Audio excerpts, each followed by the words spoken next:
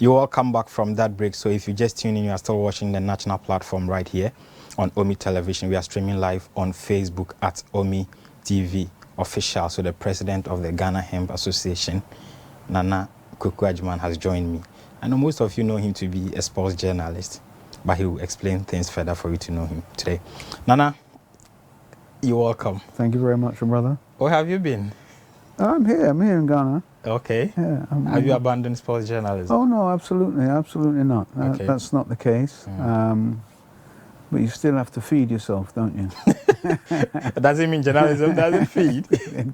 It doesn't at the moment, and with the way it's deteriorating as well, you know, it doesn't make it appealing to a certain extent. And of course, you have some stages when you are saying certain things and everyone is dismissing it.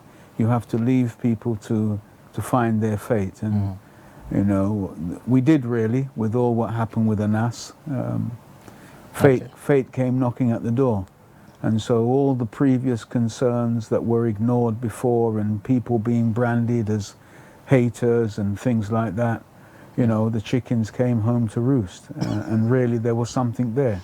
Sure. That we couldn't all put our finger on. So that's resulted in over a year and a half of no football, and we're so unlucky that we've walked into a situation just when we started that we're now back to a period of no football. But you still do the punditry work?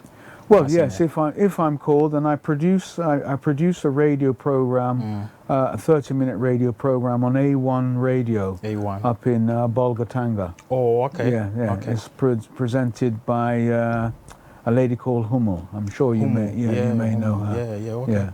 So I do that every day. So I'm still quite active. How's the production done since you are in Accra?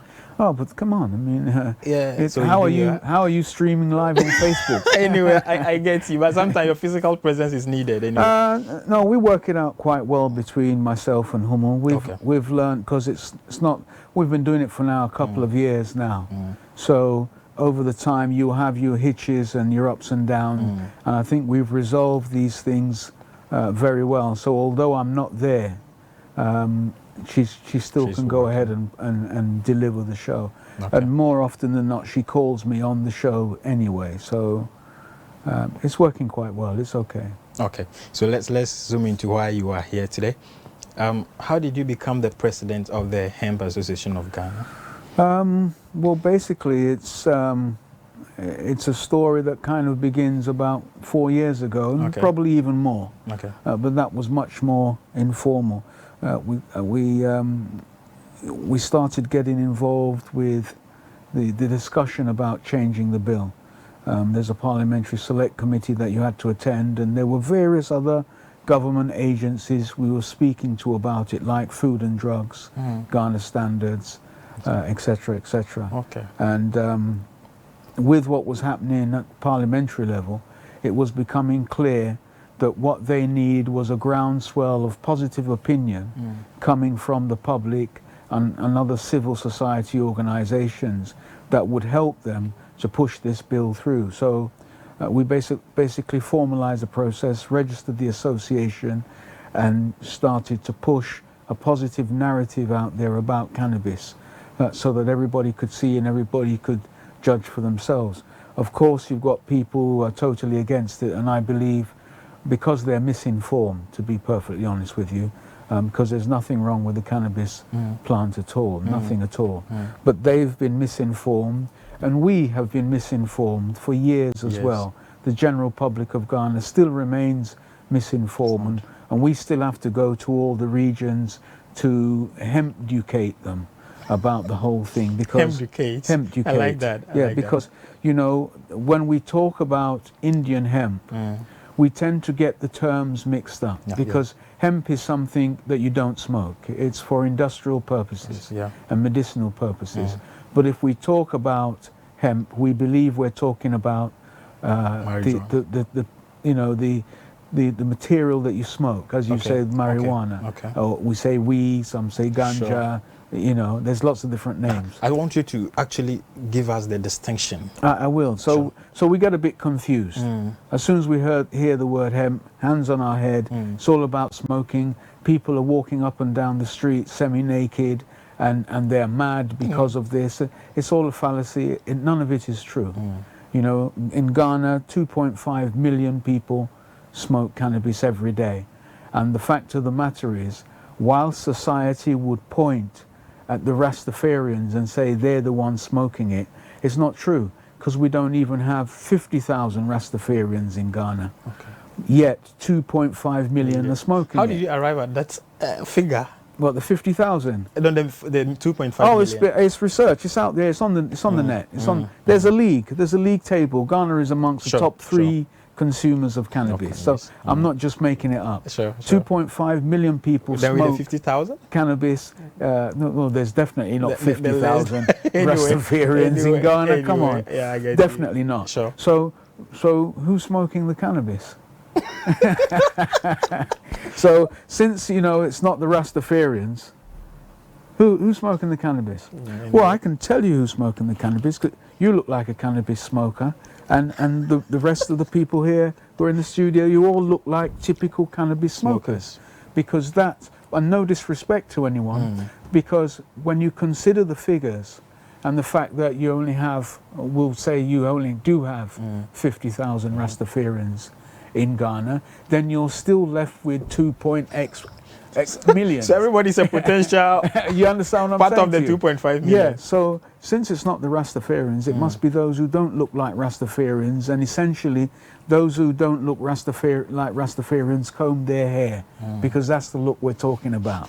So all you people going up and down with your nice combed hairs, going to your chamber if you're a judge, going to the, you know, your parliament, the bar or whatever. Yeah, these are the people who are smoking it. Okay. These are the people who are smoking it.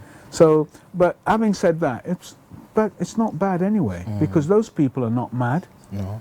You know, they're leading in our country. Okay. Do you understand what I'm saying? They're not mad at all. So the issue about some of them psychosis is not true. Okay. It's not true, because if we have 2.5 million people smoking, you go to the various psychiatric wards, how many people do you find there who are there specifically because they smoke cannabis? How many people do you think you'll find there? Yeah, probably not even 1,000, if that. You just go across the country. Yet you have learned people putting this type of propaganda out and causing fear and panic amongst the community who don't know anything about cannabis. This is what they hear. So we need to dispel those things with the truth. Okay. Cannabis is good for me, it's good for you, it's good for our country, it's good for our nation. It can help build infrastructure in our nation. You were talking about the distinction between the two. Yeah. The cannabis sativa L, it's part of the family. Then you have cannabis indica. Now cannabis sativa L on the one hand is for industrial use. It grows like 16 feet tall almost, you know, very tall, and it's slender. It doesn't produce the buds that you can pick and roll them up in a joint and smoke them. It doesn't produce that. The buds it produces carries seeds, and those seeds you can extract the oil from those seeds. Those seeds are very, very nutritious. You can extract the oil from those seeds to make various medication for antidepressant, for example, high blood pressure, Alzheimer's disease, Parkinson's disease, autism, epilepsy, you know, and the likes. There's a whole host of medications that can be produced from industrial hemp. On the other hand of the industrial hemp, you can build this studio. You can build every property out of hemp by mixing the hemp shiv and the hemp hurd with lime and clay. You can make the same blocks that you see the people who are building blocks outside make, and they make a stronger building. than what we have now. It can also make all the furniture and everything you have in the room, your clothes, cosmetics, absolutely everything. There's over 50,000 uses for hemp. 50,000. Over 50,000. Now, on the other hand, cannabis indica, that also has great medicinal potential. In fact, it's much stronger than the CBD. Okay. And you can combine it, and that makes it much more potent. Now, obviously, the indica has a higher THC level, which is tetrahydrocannabinol.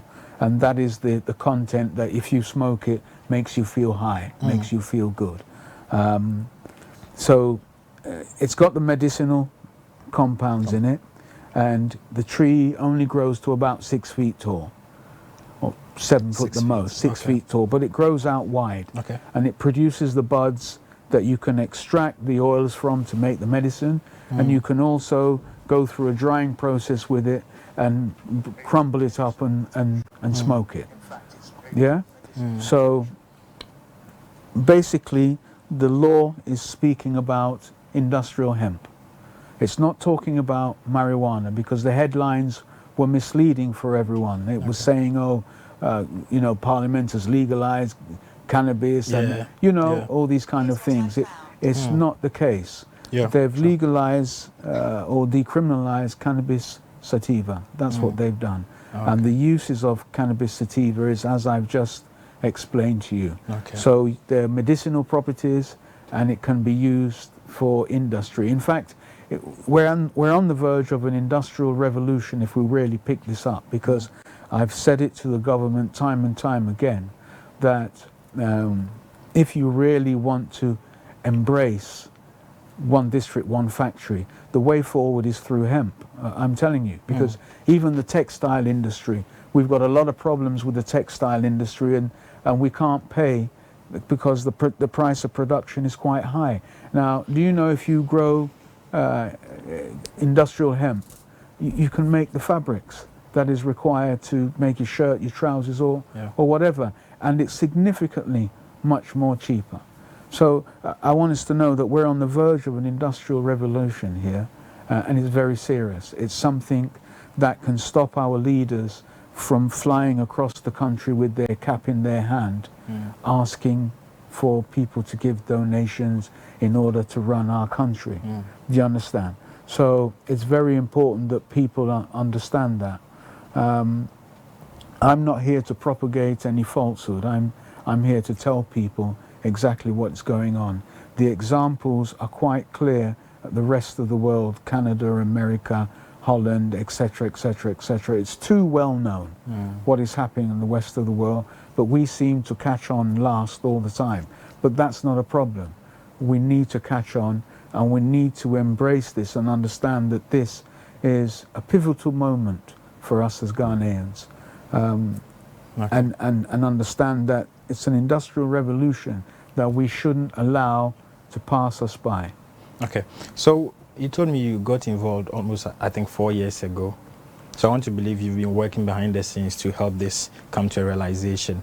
What did you really do to convince Parliament as a group for this to be decriminalized? Well, it's the narrative, having a clear and consistent narrative. You've obviously got to spend a lot of time doing research, and we produce a column every week that talks about the benefits of cannabis, whatever it may be. So that was a consistent narrative that we fed through to the Parliamentary Select Committee about the benefits of cannabis for Ghanaians, for all of us as Ghanaians. And I think that is something that was very significant, because no one else in the country is writing anything about cannabis. Indeed, the last thing we wrote was about our scientists, because not only is no one writing anything about cannabis, but our scientists equally aren't researching anything to do about cannabis. Meanwhile, in Jamaica, you have a doctor called Dr. Lowe, who has the patent on an eye drop, a cannabis-based eye drop, that wipes away glaucoma. 26 states in the United States of America are now subscribed to that, and that, you know, that is on the shelves in the pharmaceutical world there for people to go and get it to clean up glaucoma. Glaucoma is something that makes you blind. This same doctor is in the line to receive a patent, once again, cannabis-based, for a vaccine for COVID-19. And he's not the only one. The Israelis are also researching into a vaccine for COVID-19, which is purely cannabis-based. So I asked the question, I begged the question with all humility and respect, what are our scientists doing? Because at the moment, what I hear them doing is discussing whether or not the data is correct. Did we test one person 3 times and add it as 3 times, or did we test the same person 3 times and add it as 1? While there's other people, other scientists in the rest of the world who are really looking into things that could help their countries and help society in large. And this is the way we need to go. Because when we approached the newspapers and said we would like our columns to feature in there, they all said no. Okay. Because of the thoughts? All of them said and the no. myth surrounding it?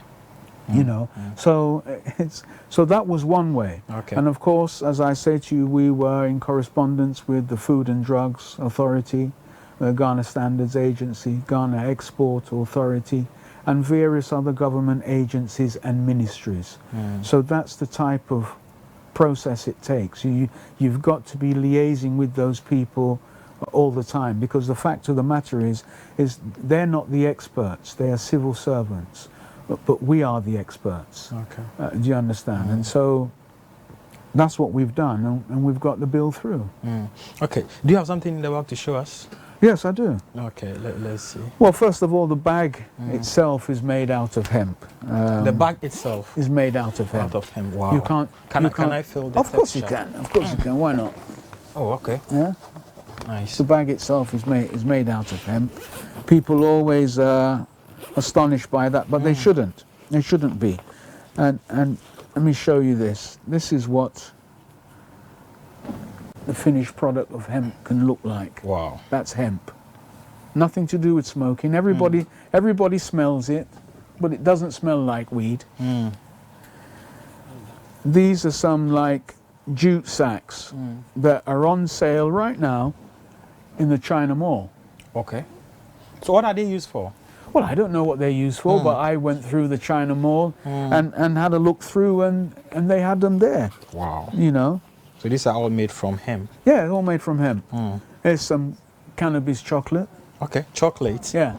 Wow. It's cannabis chocolate.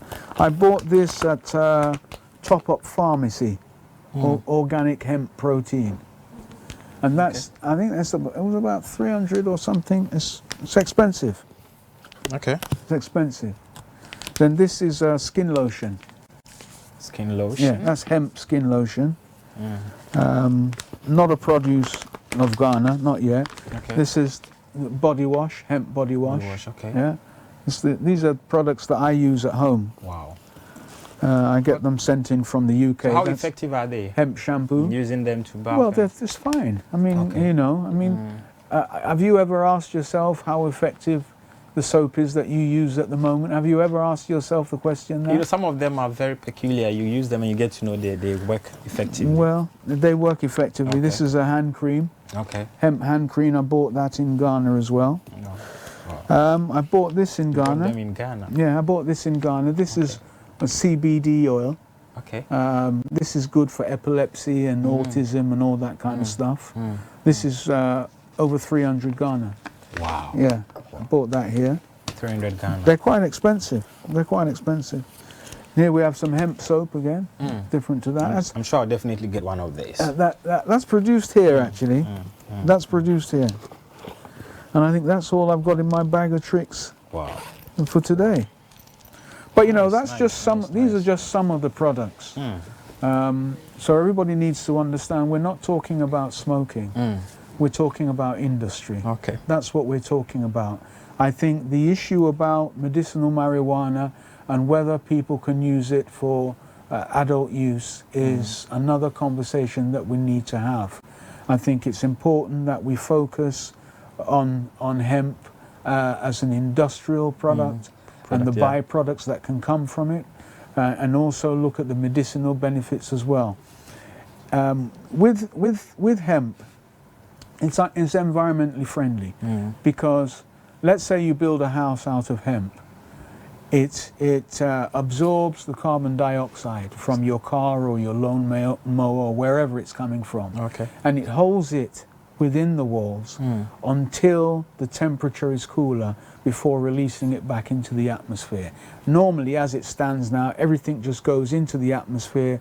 You hear scientists talking about the greenhouse effect and the hole in the ozone layer and all these things. It's caused because of that.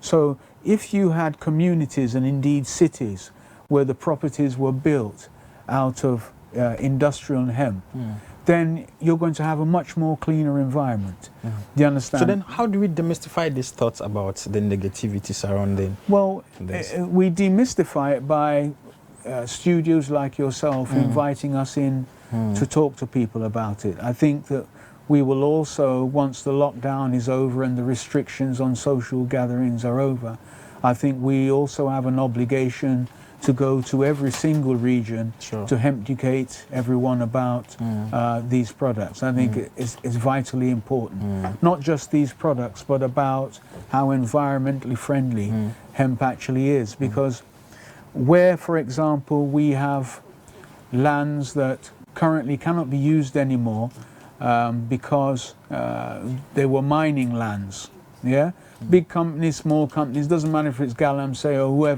whoever's been mining have left our land in a very, very bad way. And nobody cares.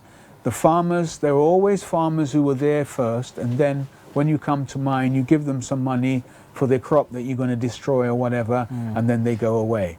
Now, when you go away as a miner, you leave a soil that is heavily poisoned with lots of different acids and what have you, and basically no farmer can use it again. Now, if you plant hemp, if you cultivate hemp in those areas, you will eventually reclaim the land because the hemp, because of its deep root system, absorbs all the toxic waste and metals into the hemp itself, into the leaves, etc. The leaves are biodegradable, so the leaves will just disappear. And at the same time, you've reclaimed the land. You won't do it in one sitting, of course. It will take several cultivations before the land is cleaned up. But the fact of the matter is that land will be reclaimed and farmers can come there once again and utilize that land. So there are so many benefits. There are so many benefits. There's health benefits, environmental benefits, and also the revenue that is created in taxes is an economic benefit to the government. That is the portion whereby they can look and see that they're generating so much, they can cancel a few trips where they will go with their cap in their hand because it's not necessary, because they've generated that revenue internally through the licensing of hemp farmers. You see?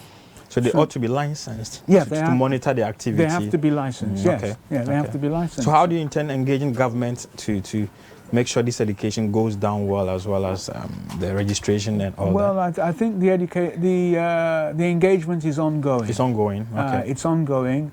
I think now we have the legislative instrument to be prepared in draft.